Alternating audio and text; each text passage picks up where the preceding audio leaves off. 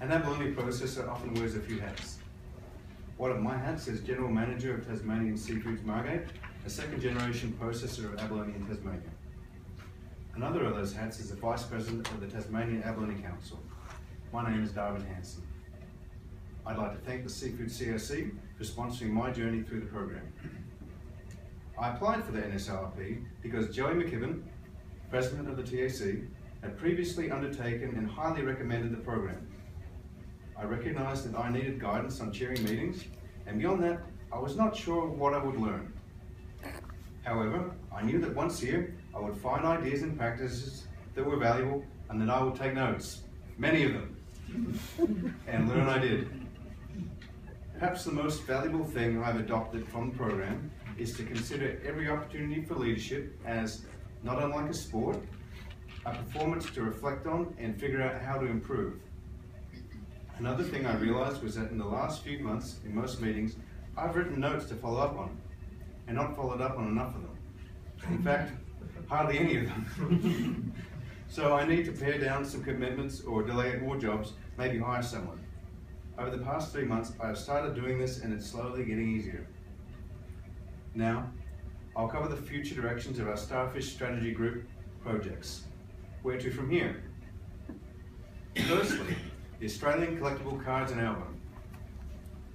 We will refine and populate the information in the album and cards with industry representatives. For example, more cards, fleshing out descriptions, defining what species are to be presented, etc. Woolworths are engaged with existing projects for the next 18 months. However, they continue to keep the door open for future sustainable seafood initiatives, including our collector cards. And our most recent update this week is that they are having the collectibles team take a second look at it and see if they can push through the idea. I understand a representative from Woolworths may be present today. Hopefully you might discuss things a little more. Coles, talks are progressing. We certainly haven't been told no yet, and we will be working to present our concept and templates at their upcoming Sustainable Seafood Forum.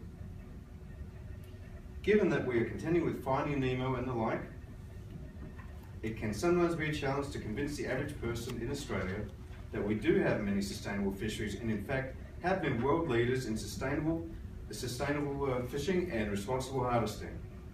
However, recent Department of Agriculture market research reveals that not much is actually known about the seafood industry here. This gives us an opportunity to educate a lot of people starting from a blank slate. Should we achieve something in line with what we've proposed, it would be a powerful, far-reaching tool to change perceptions of the next generation and their parents. Of course, it is an ambitious project.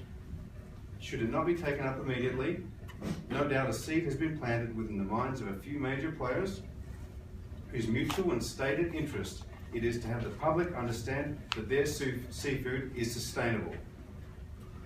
There are some concept albums available for those interested at the back of the room. Secondly, the Seafood Careers Initiative.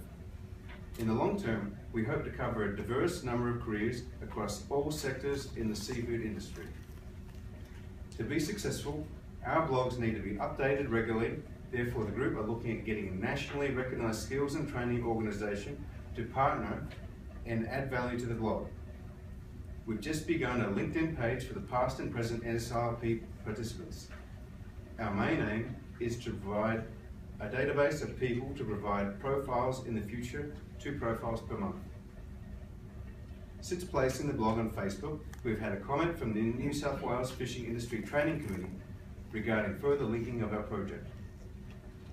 Additionally, while in Canberra, we met with Agri-Food Skills to discuss our strategy and the future steps linking, particularly within the training sector.